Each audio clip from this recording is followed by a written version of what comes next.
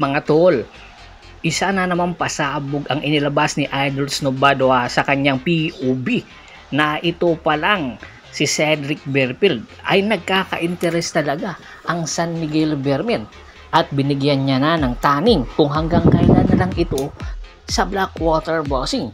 Malaki ang tsansa daw na ang pinakamatagal na mananatili itong si Cedric Berfield para sa Blackwater Boxing ay sa susunod na konferensya. Marami kasi ang nagkaka-interest dito kay Cedric Berfield, especially itong sa San Miguel Beermen, dahil nga sa magandang performance nitong si Cedric Berfield sa kasalukuyang Governor's Cup ay nakikita ang potensyal ng kanyang kakayahan at mas lalo pang lalakas at mag-i-improve ang kakayahan na meron itong si Cedric Berfield kung sakasakali mang mapunta nga ito sa San Miguel Beermen. Dahil nga isa itong two-way player at the same time isang crunchman at pwedeng sandalan pagdating ng crunch time. Dahil nga sa pagkawala ni Alex Cabagnot ay naghahanap nga ngayon ang San Miguel Beermen ng isang crunch time na player na pwede nilang kunan kay Cedric Berfield kung sakasakaling nga matuloy itong si Cedric Berfield sa San Miguel Beermen. Yung potensyal na maging tandem si CG Perez ay napakalaking bagay. Imagine mo, meron ka ng Cedric Berfield, meron ka pang CG Perez at Junmar Fajardo. Kumbaga, ito yung magiging big three ng San Miguel Beermen. Sa dalawang player pa lang ay sulit na ang magiging performance, lalong-lalo na kung puputok itong si Cedric Berfield at si CG Perez. Napakaganda ng kombinasyon na pwedeng makita natin. Ito ngayon ang inaabangan ng mga fans kung paanong paraan nga makukuha ito ng San Miguel Beermen.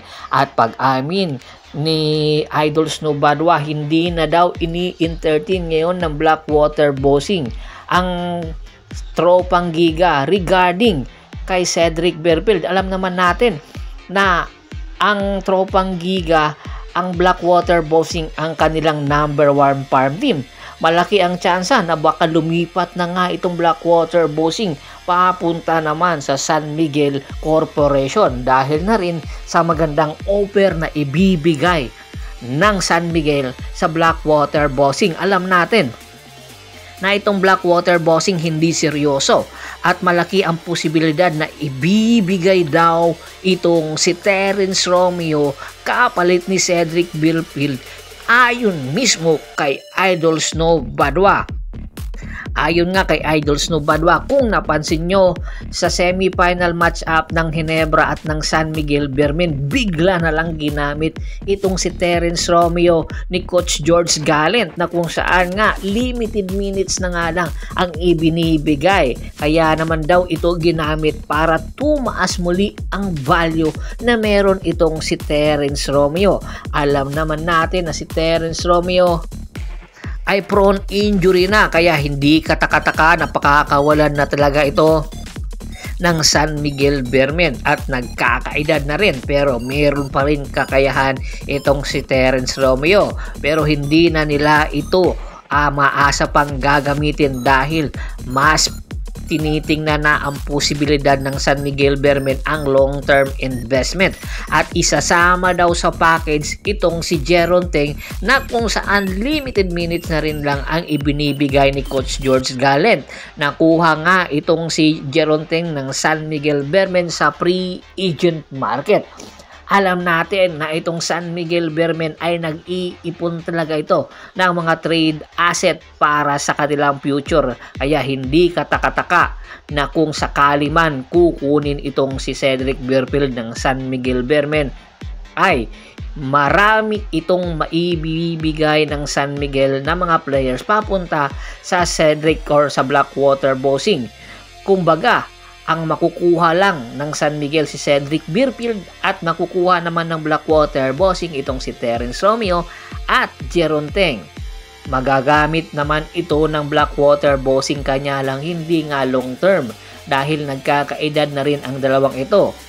At anytime kung sakasakali man ay bumababa ang kalidad na ng dalawang player dahil na rin sa wala ng playing time na ibinibigay ang San Miguel kina Jeron Ting at Terence Romeo. Kaya aabangan natin kung mangyayari ba ngayong konferensya itong negotiation na nagaganap between Blackwater at San Miguel Vermin.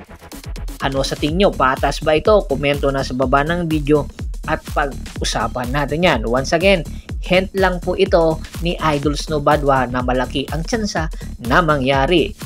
Bago pa man natin tapusin ang ating kwentuhan, shoutout muna tayo sa ating mga solid na followers na laging sumusuporta sa atin kay Kagawad Katsakino Dukusin ng Hagonoy, Bulacan, Malyari Mascariñas, Ronald Bersubidad, Anthony Lucky Alon, Ricky Lanza ng Ricky Rider TV ng Tansa, Cavite, Julius Roche, at Scott Ranger. Marami pong salamat at pagbisita rin po ng Facebook fanpage ko na Boss Tor, TOR at Boss Idol na kung saan yung sports po, hindi po yung ibang channel.